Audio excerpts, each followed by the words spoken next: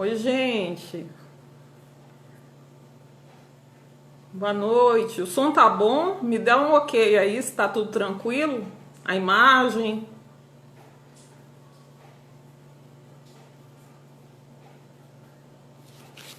Tá tudo certinho? Vocês estão me ouvindo bem? André?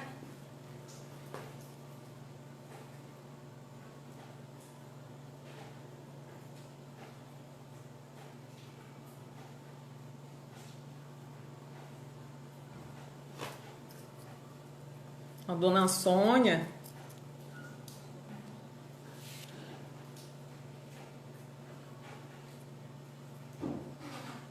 Maravilha, tudo bem, amiga? Saudade aí do povo do Rio.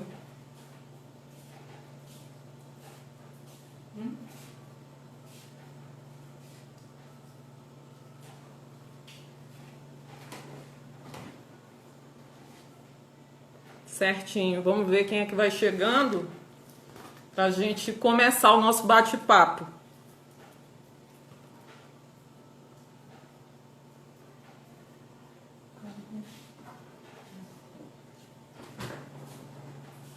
Como é que vocês estão, gente, nesse isolamento social? Né? Isolamento social é pancadão. Não é fácil, não. Para quem é mãe, tem filho pequeno, tá em home office e cuida da mãe também, que fica ligando aqui a torneira, tá massa.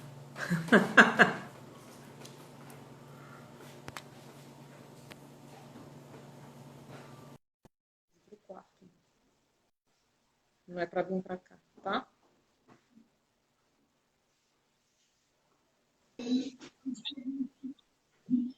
Ó, André chegou. Olá, boa noite. Boa noite, amigo. Estamos aqui juntos, depois do dia todinho se falando. Estamos aqui. E agora nessa chuvinha que tá deliciosa, deixou tudo mais gostoso. É, aqui acalmou um pouco agora. É, aqui também, deu uma passadinha. Acho que o áudio ficou melhor agora. É, melhorou, né? O teu tá ótimo. Ah, que bom. Acho que Vamos a gente ver que pode tá. começar esse bate-papo, né? Já tem uma galera aí, já vi aí que Tá. Yuri entrou junto com a Irlane. Maravilha. Tem muita gente boa aqui. Léo Calvano, Dani lá do Rio, Dona Sônia, muita gente boa. Então vamos lá, gente, que é para a gente não perder o horário e de repente não perder o fio da conversa. Eu e André, a gente é amigo de muitos anos, nós somos amigos pessoais e a gente sempre conversa. E numa das nossas conversas mais recentes, a gente tratou sobre esse cenário, nossas inquietações acerca da espiritualidade e religiosidade. O que vem acontecendo com as pessoas. Eu vou fazer um adendo bem aqui, muito rapidinho. A minha mãe tem Alzheimer e ela está bem aqui na cozinha. Tá? Se vocês ouvirem um barulhinho, é ela. Qualquer coisa, ela vai ter uma participação especial aqui.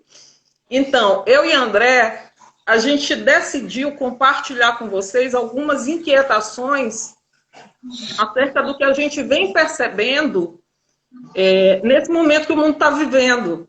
A forma que as pessoas conversam com a gente, a forma que as pessoas vêm se comportando e a forma, nessas conversas que as pessoas têm, como elas estão nos abordando com as necessidades imediatas em função dessa situação toda, né, de angústia, de medo que está passando. Então, a gente vai falar um pouquinho sobre espiritualidade, vou passar a palavra para André. A minha visão de espiritualidade é como é a necessidade mesmo primitiva de se encontrar, né? Buscar respostas interiores. Então é muito assim, eu não consigo teorizar muito, eu sou muito de vivência, né? Muito intuitiva, muito empírica. Então, André, que trabalha na linha de Jung, ele tem uma leitura muito ampla acerca da espiritualidade e a forma que ela se manifesta na vida da gente. Né, André? Então, boa noite, Raquel, boa noite, pessoal que está entrando. Essa inquietação, ela veio também em função de uma experiência que eu tive na semana passada. Para quem não me conhece, eu também sou arte-terapeuta e eu sou professor do Cláudia Brasil Atelier e eu componho o quadro de professores do curso de formação de arte-terapia.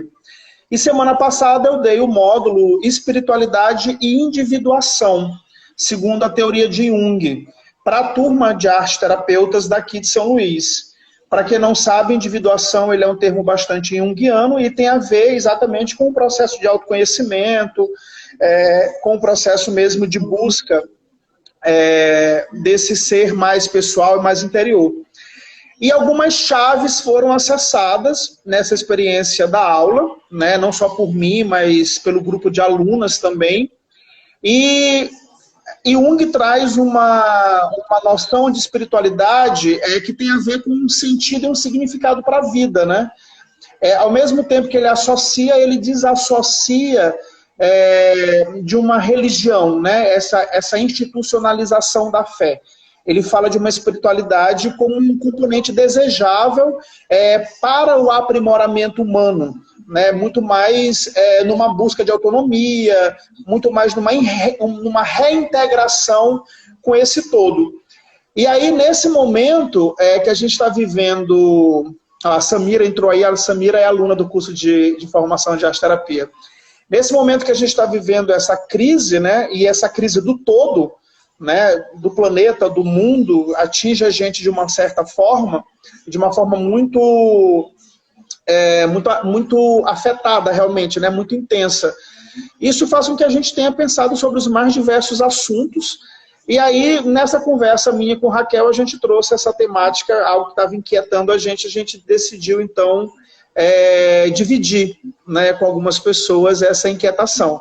Não vamos trazer verdade sobre absolutamente nada, na verdade, a gente vai mais fazer algumas provocações e trazer algumas inquietações a partir da nossa experiência pessoal mesmo. Isso.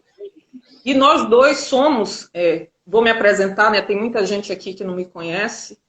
Eu sou jornalista, sou umbandista, assim como André, oraculista também.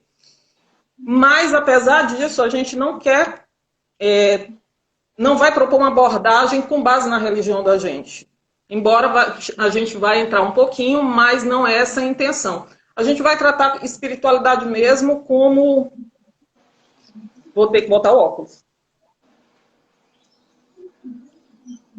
Como uma questão de atitude humana, de consciência, né? O processo de individuação que Jung fala também, e de religar, né? De nos religar com o que a gente tem de divino. E isso é muito forte na religião de matriz africana, mas a gente pouco vai falar com esse direcionamento. E aí, a espiritualidade, ela inevitavelmente nos provoca o autoconhecimento. A espiritualidade, ela nos causa tanto questionamento, e um dos principais o que eu estou fazendo aqui? Né? O que eu vim fazer nesse mundo? Qual é o meu propósito?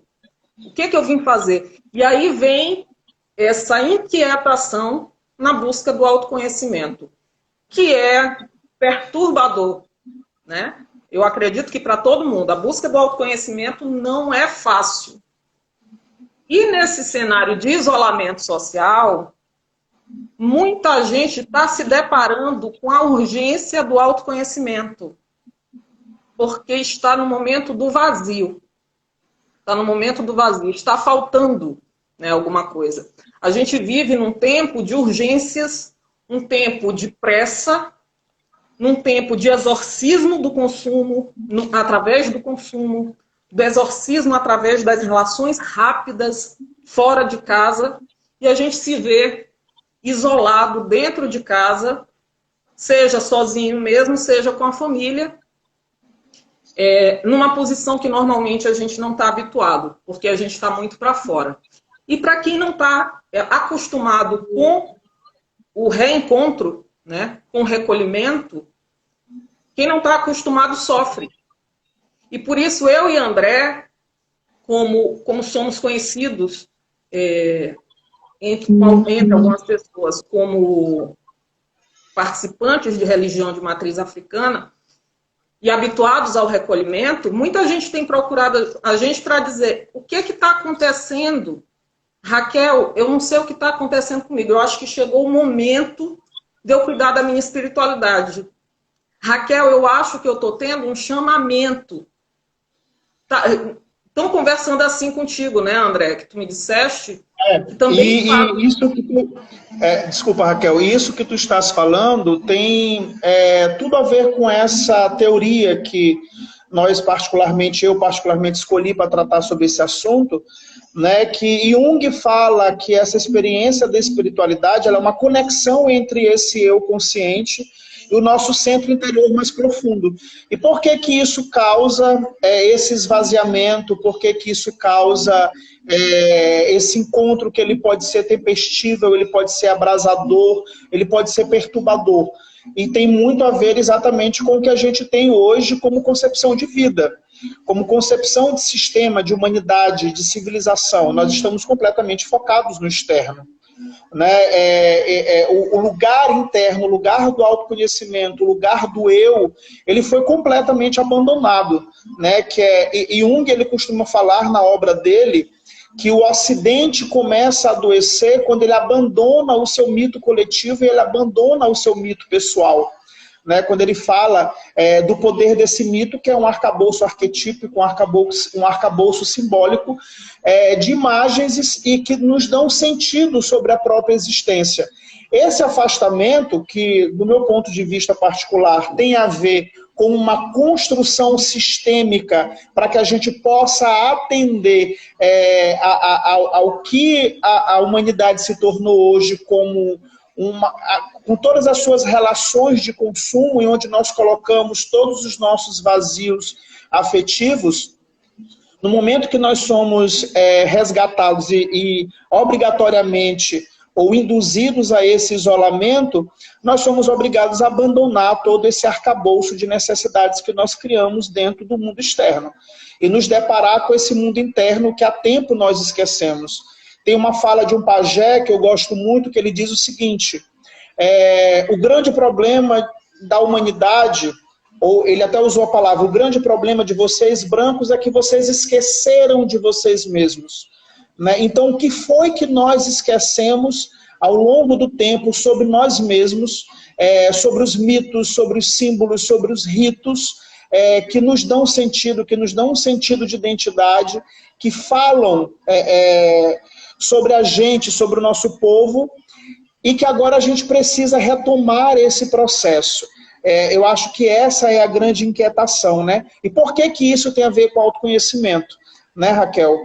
Que foi exatamente o que provocou a gente a trazer essa temática. Eu gosto muito de falar nesse caminho do mito pessoal, né? Esse caminho do mito pessoal, Jung fala que na verdade a gente não aprende nada, que a gente está num processo de reaprendizado, e que o mito, o símbolo, o rito é o lugar onde nós somos lembrados de quem nós somos, das nossas escolhas, daquilo que nos dá um referencial de identidade, daquilo que nos dá um referencial de pertencimento. E o quanto nós estamos abandonando isso por um sistema de comunicação de massa, por um sistema de mercado global, por um sistema que ele está completamente impregnado de um complexo de colonialismo, de um complexo de racismo, né? O quanto o holocausto indígena no Brasil nos separa e nos distancia desse nosso referencial.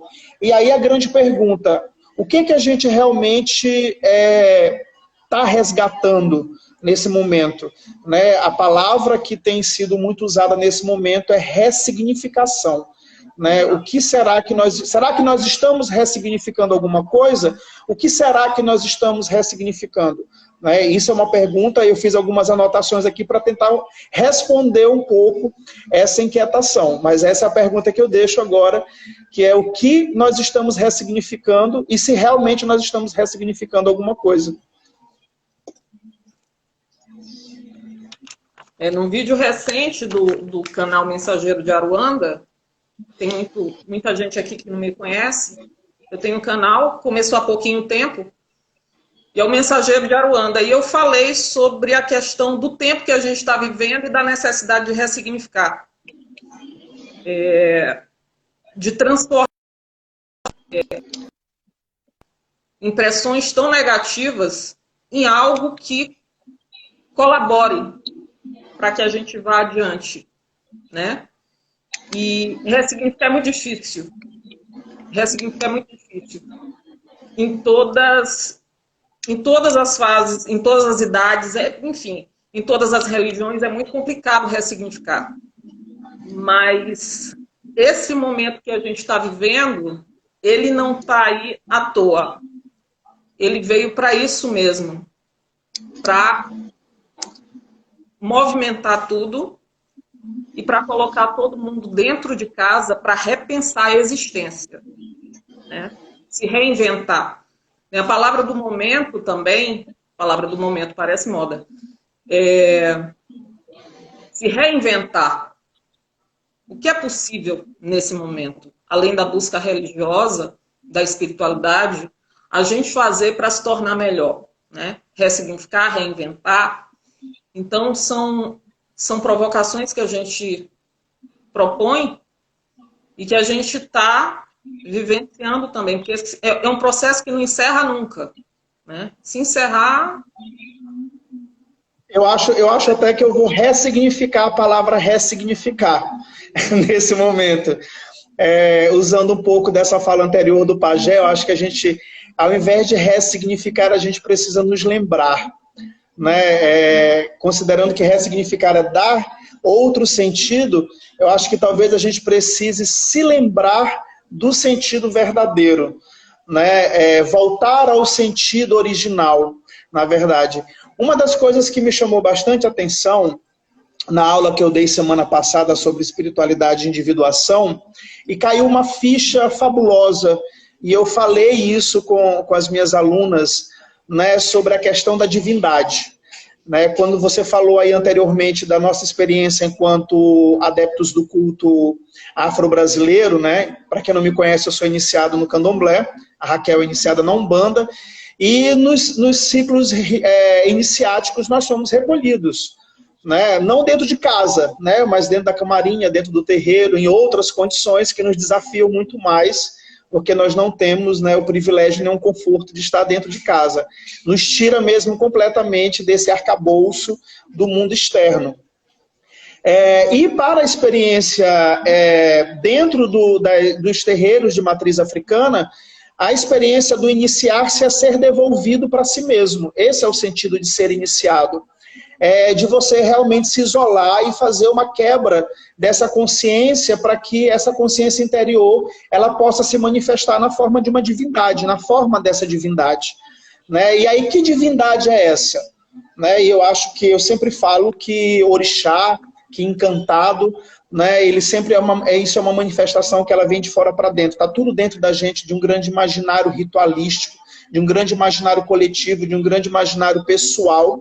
E essa divindade somos nós mesmos, com todo o arcabouço que nós temos de ancestralidade, como isso nos influencia e como nos promove numa jornada pessoal em busca desse autoconhecimento. Né? Então, alguém fez uma pergunta aí, Raquel, anota, a Carlana, anota aí daqui a pouco. Eu fiz uma observação, eu peguei uma observação do daqui a pouco, falou que é o roncó, né? Para a gente daqui a pouco responder. Então, falando sobre essa ficha que me caiu, né, porque Jung fala o seguinte, que eu acho fabuloso. Jung fala que a experiência da espiritualidade ela é uma experiência abrasadora, ela é uma experiência perturbadora, né, porque encontrar com o divino é perturbador. Por isso ele defende a religião, os dogmas e as crenças coletivas como um espaço de amenizar essa experiência que é traumática do ponto de vista individual. Então, quando essa experiência ela se torna coletiva, ela é amenizada, o seu trauma é amenizado, mas ele ressalta a importância de uma vivência pessoal nesse processo. E por que que o contato com a divindade é tão abrasador, é tão perturbador? Porque a divindade ela traz tantos aspectos solares como aspectos lunares. Ela traz tanto aspectos luminosos como sombrios. E o que está na sombra é o que a gente reprime, é o que a gente não quer se relacionar, é aquilo que a gente não quer manifestar ou não quer que de uma certa forma isso nos afeta. E aí a minha pergunta agora, para provocar de novo, é: que divindade será essa que a gente está sendo reconectado nesse momento de isolamento, que está nos afetando dessa forma, está nos tirando dessa zona de conforto? Por que que nós somos isolados, né? Dentro da simbologia sistêmica, a crise é do elemento ar, né? A pandemia ela ataca os pulmões, e o elemento ar é o elemento da existência. Todos os mitos de criação, eles falam do elemento ar como elemento primordial da existência. No próprio mito iorubá de existência, Nanã dá a Olodumare a terra para que ele possa dar o sopro divino da consciência e da existência humana. Né? Então, nesse momento, a crise do elemento ar sobre a Terra tem a ver com uma crise da existência. O que a gente está precisando rever sobre a nossa própria existência nesse exato momento?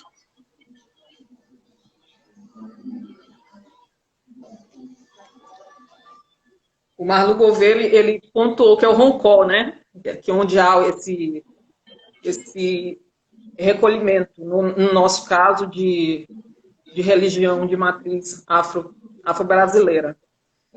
É muito interessante esse recolhimento, que a gente fica no silêncio, a gente fica só, não está na companhia de outras pessoas. A gente é entregue só para o Eledá. Quando a gente se depara com tudo que a gente tem de maior, tudo que completa a existência da gente dentro de um espaço físico. E agora, na pandemia, nesse momento de pandemia, mesmo quem não se reconhece, quem não faz parte desse tipo de culto, está dentro de um roncol, dentro da sua casa, se vendo obrigado a entender, né? A buscar as respostas que vêm da sua ancestralidade. Muita gente fala que sente presença nesse momento, que tem ouvido vozes, que tem sonhado, que tudo intensificou. Então não há dúvidas de que a espiritualidade ela está agindo de uma forma determinante nesse momento. A Marlu Gouveia está dizendo aqui que ela pensa que nós estamos vivendo num Roncó global. É bem isso, né? É um Roncó global. Está todo mundo recolhido. Eu tenho uma provocação que ela é muito profunda. Eu fiz essa provocação para a Raquel. Eu vou jogar essa provocação aqui na rede. Eu já fiz essa análise com algumas pessoas mais próximas.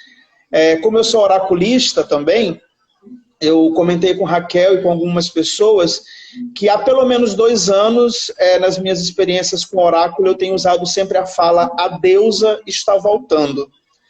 Né? E eu tenho acompanhado, como eu sou empreendedor na área de economia criativa, eu tenho acompanhado muitos teóricos, muita gente falando sobre o lugar em que o capitalismo tomou, né, atualmente na humanidade. Eu li um texto muito bacana nesse período agora, que fala: a coroa do rei caiu, né? O rei morreu, fazendo um pouco dessa analogia com o próprio termo corona, né? E quando a gente fala que a deusa está voltando, e talvez fazendo uma conexão anterior com o que a gente está falando, que divindade será essa que nós estamos nos reconectando? Basta a gente lembrar na polarização que a gente entrou nos últimos tempos, né? Nesse embate tão violento que a humanidade entrou, onde temas como machismo, como racismo, como xenofobia, como misoginia, como totalitarismo, patriarcado, homofobia, né? Termos que trazem esse imaginário tão violento têm nos afetado de uma certa forma.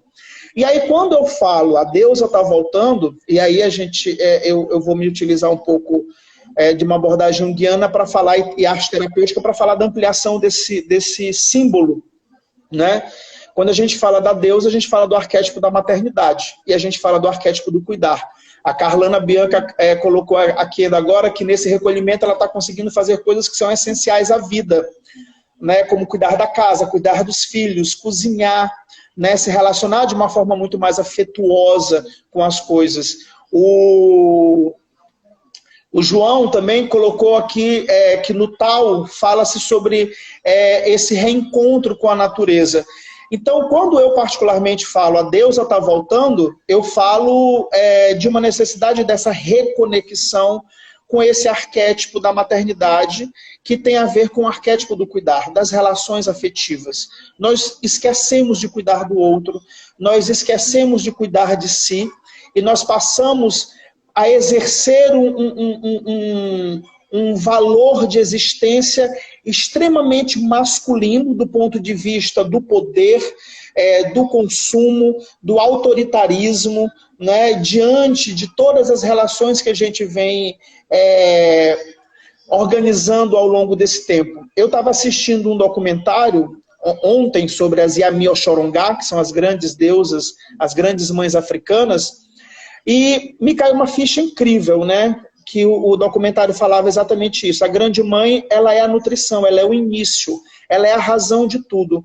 Então, por mais que esse masculino tenha exacerbado, tenha esquizofrenizado, tenha levado todos os recursos que a gente tem hoje, esses recursos são culturais, esses recursos são econômicos, esses recursos são ambientais, ele não vive sem a mãe. Ele não vive sem essa nutrição, que é a base nutricional e a base existencial.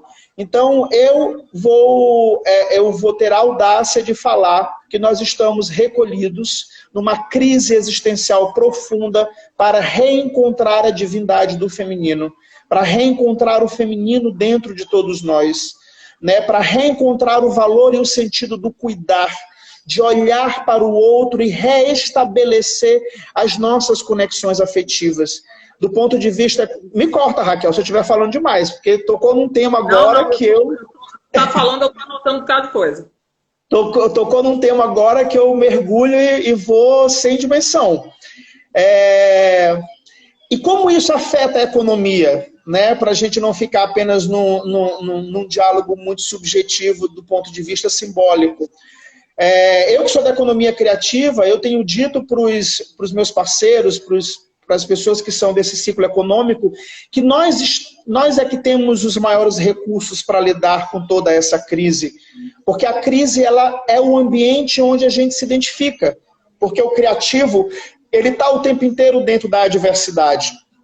Ele está o tempo inteiro fazendo da crise uma oportunidade para se reinventar, uma oportunidade para criar, uma oportunidade para solucionar problemas, né? E agora, inevitavelmente, a gente vai voltar e a gente vai retomar conceitos que são ancestrais nossos, como economia solidária, como economia colaborativa, como economia cooperada. A cooperação e a colaboração, elas vão voltar a ser algo forte no nosso processo econômico. E é a economia dos povos de terreiro, é a economia dos povos indígenas, é a economia dos povos da floresta, é a economia dos povos ribeirinhos, que nós esquecemos. Porque, historicamente, nós fomos educados a ter os Estados Unidos como modelo de mercado e a Europa como modelo de civilização. Esquecemos que somos povos latinos, esquecemos que somos povos indígenas, esquecemos que somos povos negros, né? E onde está a força do simbolismo de tudo isso? Então, novamente, eu faço essa provocação, qual é a divindade que nós estamos conectando nesse momento de isolamento, né? E o quanto está sendo perturbador reconectar com o peso que essa divindade do feminino representa para a gente. E, André, é interessante que o imperativo nesse momento é fique em casa. A representatividade que a casa tem no cuidar. Né? Exato. E a casa, ela é o simbolismo da energia interna, do mundo interno. Fique em casa, cuide do seu mundo interno e cuide de tudo que está dentro desse mundo interno. O ano 2020, indo um pouquinho para os oráculos, né, a gente tem aí o ano 20 no tarô com o julgamento, onde em alguns naipes a gente tem um anjo que olha todo mundo lá de cima e significa que estamos todos na mesma situação, né? E na soma do 2 com 2 a gente vai ter o 4, que no baralho cigano é a casa, né? Mais uma vez a gente remonta a questão do cuidar, do equilíbrio. É na casa que a gente encontra, que a gente se reencontra. Para casa que a gente quer voltar para descansar e para repensar, para pensar, para se organizar. Então... E que essa casa, como está dizendo aqui a Marlu Gouveia, né, que ela tem toda a razão, não é uma casa necessariamente de tijolo, né? A gente fala de uma casa simbólica, é exatamente isso, essa casa ela é simbólica. Né? Porque quando a gente fala de fique em casa, nem todo mundo pode estar dentro de uma casa de estrutura física, mas é essa casa interior, esse simbolismo interior. Posso falar, Raquel? Te interrompi, claro. Desculpa. Não, tem uma pergunta aqui da Agenda Maranhão, como essa ressignificação individual poderá melhorar as relações sociais? Né? Eu acho que tem a ver com o que a gente... e aí ele na sequência aqui responde como fica a Terra depois dessa pandemia. Eu acho que essa questão da... Como essa ressignificação poderá mudar as relações sociais, eu acho que ela vai exatamente fortalecer essas relações. Né? Hoje nós trocamos as relações sociais presenciais pelas relações sociais virtuais. Nós perdemos o contato com as pessoas. E agora, tem uma abordagem na economia criativa que ela fala o seguinte, que esse modelo econômico tangível, mensurável, cheio de metas, pautado apenas no valor monetário da economia, ele estrangulou. Ele não nos serve mais. Né? Por quê? Porque ele esgotou todos os recursos que nós temos. Que recursos são esses? Ecológicos, ambientais, culturais, sociais, econômicos. O que nos sobra diante de tudo isso? Que é o que nós temos de mais valor? As pessoas nessas relações sociais, humanitárias. São as pessoas. Né? E que nós estamos o quê? Nós estamos esquecendo das pessoas. No momento que a gente esquece das pessoas, a gente começa a esquecer de nós mesmos. Então, como é que essa ressignificação individual ela vai melhorar as relações sociais? Nós vamos nos lembrar do que nós necessitamos nesse encontro. Eu tenho, inclusive, tido a ousadia de dizer que no Brasil talvez a gente não tenha o mesmo impacto que nós que está tendo na Europa e nos Estados Unidos, por exemplo, porque nós ainda temos a ancestralidade vibrando. Nós temos a cultura popular brincando na rua, nós temos a festa do Divino Espírito Santo, nós temos as danças circulares no nosso cotidiano. A gente tem um tambor de crioula, a gente tem um bumbo meu boi, a gente tem um reizado, a gente tem maracatu, a gente tem jongo, a gente tem o rito que faz com que a gente se encontre, que faz com que a gente se ressignifique. Isso, gente, aumenta a imunidade, tanto do ponto de vista individual como do ponto de vista coletivo, porque tem a ver com a alegria, tem a ver com a celebração, tem a ver com um estado de espírito e de alma coletiva, onde a gente se sente parte. Infelizmente, a maior parte desses países e a maior parte da Europa perdeu muito dos seus ritos ancestrais. Está tudo dentro dos museus, está tudo dentro das galerias, se perdeu esse contato, o frio tomou conta. Né? Então, nós temos recursos para isso. E esse recurso está nessas tecnologias sociais. Ele está nesses saberes ancestrais. E esses saberes ancestrais estão nas pessoas, em tudo que se gera a partir de tudo isso.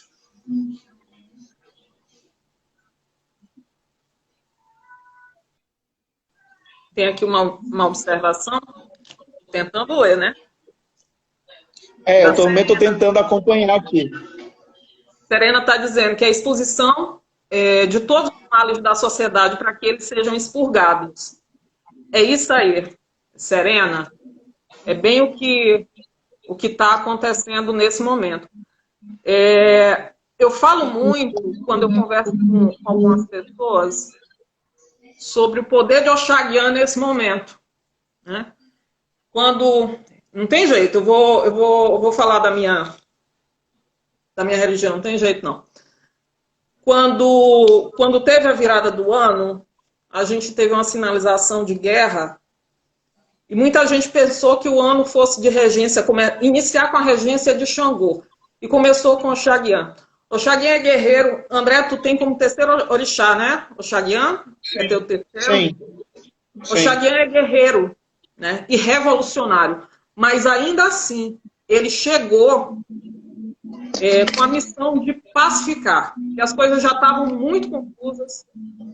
E a questão da sinalização de guerra foi ponderada e o coronavírus, né? Então, como a Serena disse, é o momento de expurgar. Isso aí. É o momento de expurgar e o momento de limpar. Não há revolução sem morte. Não existe revolução sem morte. Infelizmente, muitos já morreram e vão morrer mais ainda. Né? Vai surgir a vacina, mas ainda vai se perder muita gente. É um momento de limpeza, é de expurgar. E quem ficar está nesse processo de revisão, porque está tomado pelo medo. Quem não vai para o divino pelo amor, vai pela dor. E muita gente está indo pela dor. E tentando calar as vozes interiores, insuflando o retorno para a rua. Né, com um discurso de vai tudo parar, vai acabar com tudo. Na verdade, é para tentar não se ouvir. Mas é isso, Serena. É para expurgar mesmo. Infelizmente, o momento é triste. E, infelizmente, ainda vai piorar. Mas vai acalmar. É necessário. É necessário. É necessário. Porque tem uma questão que é importante quando a gente fala desse tema específico, que é esse retorno da deusa que eu trouxe, como os aspectos sombrios. Né? Jung, quando ele fala que o reencontro com essa divindade é abrasador, é perturbador, exatamente também pelos seus aspectos sombrios. A sombra, ela traz um peso muito grande de coisas que a nossa consciência ela não dá conta. Né? Então, por isso a gente precisa se recolher, por isso a gente precisa ser cuidado, por isso a gente precisa cuidar para que essa experiência ela seja traumática o suficiente para nos manter vivos e lúcidos diante de todo esse processo. Né? A morte, ela faz parte desse aspecto sombrio. Os aspectos sombrios da grande mãe, na mitologia iorubana, ela se transforma em grandes urubus, em corvos, né? Urubus que comem carniça. Então, a terra que precisa, nesse momento, se alimentar para poder regenerar, para poder voltar.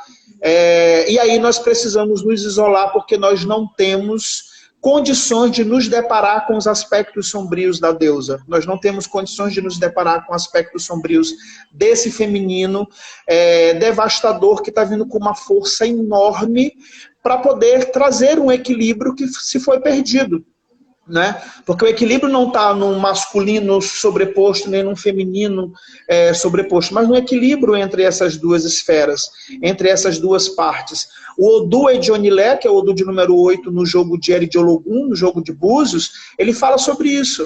É preciso haver morte para que haja vida, é preciso haver noite para que haja dia, é preciso haver lua para que haja sol. Né? Ele fala sobre isso. Ele é o Olojoni, ele é o Senhor do dia.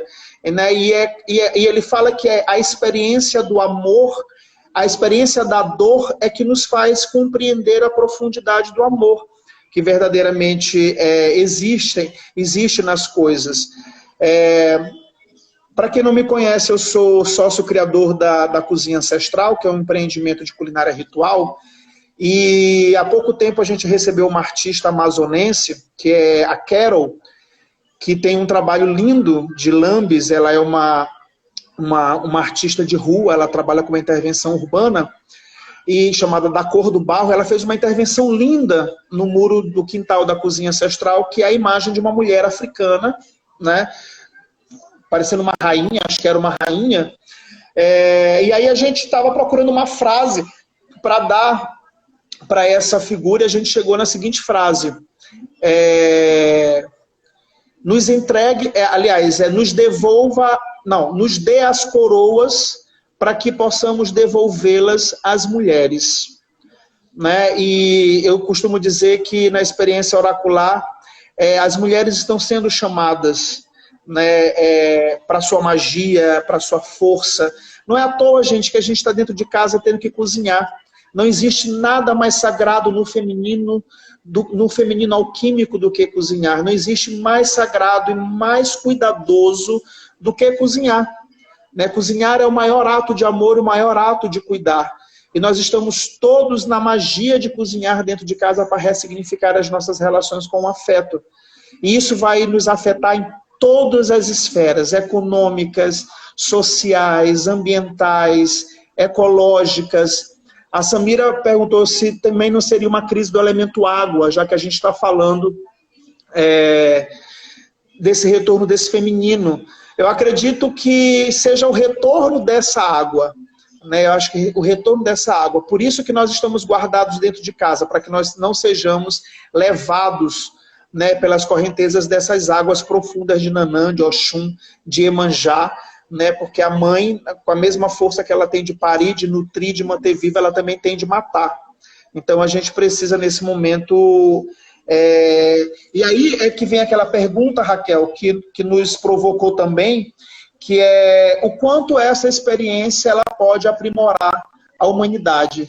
Né? Será que nós vamos ser devolvidos para um sentido mais humanitário, um sentido mais afetuoso, um sentido mais colaborativo, mais cooperado? Nesse momento, mais do que nunca, a gente está precisando das pessoas. Nesse momento, mais do que nunca, a gente está tendo que se sacrificar. Né? Nós que somos de matriz africana, nós sabemos, para nós o sacrifício ele tem um sentido, né, muito ritualístico, que o sacrifício tem a ver com a própria vida. Né? Algo precisa morrer para outro algo se manter em pé. Né? Então, o reconhecimento e a consciência desse momento de sacrifício, num aprendizado do que precisa morrer para que algo precise permanecer, talvez seja a grande questão. Né? No candomblé, a gente tem 3 palavras que a gente fala, que é Aô, que quer dizer segredo, Axé, que quer dizer força, e Abá, que quer dizer permanência. Né? A gente costuma dar benção, às vezes, referenciar as pessoas que Oxalá te dê Aô, Axé e Abá. Isso quer dizer que o segredo tenha a força da tua permanência. Então, o que nós agora estamos precisando redescobrir, que segredos a gente está precisando nos lembrar, que são tão importantes para nos manter vivos e para nos manter diante da nossa jornada, que é o nosso mito pessoal. Tu tá falando, André, e eu me perguntando aqui, o que está me fazendo tanta falta nesse momento? Abraçar. Muita gente está aí com vontade de abraçar. Eu acho que esse momento ele tá humanizando de toda forma, né? Tá tirando um pouco, a gente fica um tanto escravo da tecnologia, mas é uma grande parceira nesse momento. Mas a gente está torcendo para isso acabar logo, para a gente poder chegar perto. Para a gente poder chegar perto um do outro, se dar a mão, poder falar perto. E eu acredito que esse é um fator primordial de aprimoramento. Né? O sentir-se humano. Né?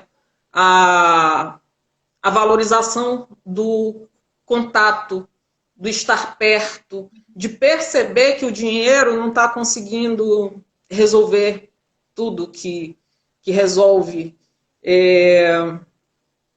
que a gente, quando falaram aí da água, né, da crise da água, nas minhas anotações tá aqui a vida líquida, que o Bauman fala. A vida líquida é uma sucessão de reinícios, e precisamente por isso é que os finais rápidos e indolores tendem a ser os momentos mais desafiadores e as dores de cabeça mais inquietantes. Tem muito a ver com isso. A gente tem, sim, uma crise aí do elemento água, né? Da vida líquida. E, André, como é que a gente está de tempo? A gente tem 10 minutos para dar 1 hora. A Marlu trouxe uma coisa interessante que eu tenho me questionado muito, talvez tenha sido uma questão de muita gente. Ela botou aqui, para prejudicar esse momento de recolhimento, ainda nos colocaram, né, e colocou entre parênteses, o home office, né, que é essa coisa de tentar trabalhar em casa. Eu estou tendo uma dificuldade enorme com isso, porque eu tenho tanta coisa para fazer, de todas as minhas relações de trabalho, mas eu não consigo fazer mais nada que não seja cuidar da minha casa. Eu passei quase 2 semanas sozinho, porque eu moro sozinho, e há menos de 2 semanas, há exatamente 2 semanas, a minha mãe e a minha sobrinha de 5 anos vieram para cá. Né, porque eu moro em casa, que tem quintal, tem mais espaço, contato com planta, sol, essa coisa toda, para elas era mais tranquilo ficar aqui. Então mudou tudo. Né? Então, é numa rotina de brincar, numa rotina de contar história, numa rotina de cozinhar, de mexer nas plantas, de arrumar guarda-roupa, de limpar a casa. A única coisa que eu não consigo fazer é parar na frente de um computador para fazer aquilo que eu tenho que fazer em termos de home office. E aí eu me paro para pensar sobre isso, porque inclusive eu vi nas redes algumas críticas sobre alguns movimentos de pessoas que têm incentivado as pessoas a criar, trabalhar, aproveite, crie produtos, metas, não sei o que, faça do seu recolhimento, né, essa coisa toda. E aí outras pessoas dizem, parem de entrar nessa neura de ter que trabalhar, de ter que produzir, né, de ter que bater esse monte de meta, porque o momento é do recolhimento, o momento é do cuidar, a energia é outra. A energia é outra. Né? A gente está sendo colocado para baixo, a gente está sendo colocado para lidar com o subjetivo, com o simbólico, que nos dá mais afeto, que nos dá mais emoção. Então, a dificuldade de conectar com o universo mais cartesiano, mais racional, né, de metas e de trabalho, ele tem sido esse desafio porque a direção é outra. Então, o desafio é tentar equilibrar, que talvez seja o grande desafio de tudo agora, é exatamente tentar equilibrar. Equilibrar, que é o resgate de tudo que a gente perdeu e tudo que se exacerbou, né, quando a gente fala nesse equilíbrio entre a energia do masculino e entre a energia do feminino. Nesse momento de home office, eu me vejo bem atordoada. Mãe de tudo. Mãe do meu filho, mãe da minha mãe, mãe de mim mesma, né? Porque minha mãe, enfim, em função da condição dela, já não... E tendo que equilibrar, conciliar tudo com o trabalho. E, assim como o teu, exige um esforço intelectual, né? Uma concentração maior. E a gente se descobre, eu pelo menos, se já faço um monte de coisa fora, agora eu sei que eu consigo fazer muito mais, e ainda dentro de casa. E nesse processo, eu, por exemplo, estou me reinventando. Eu estou aqui meio caduca nessa live, porque para mim é uma coisa muito nova, né? Estou me reinventando aqui, né? É uma outra possibilidade aqui. Estou reconhecendo uma Raquel que está aprendendo a lidar com uma outra ferramenta.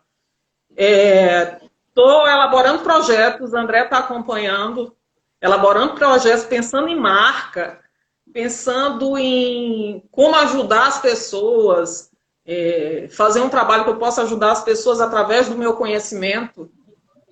Então, esse momento para mim está muito produtivo, mas um tanto difícil de conciliar por conta desses afazeres que a gente acaba buscando para preencher, né? Para preencher, não tem como sair de casa, para preencher, e acaba tendo um pouquinho dessa dificuldade de conciliar com o home office. Mas é possível, né? A gente está aí se virando.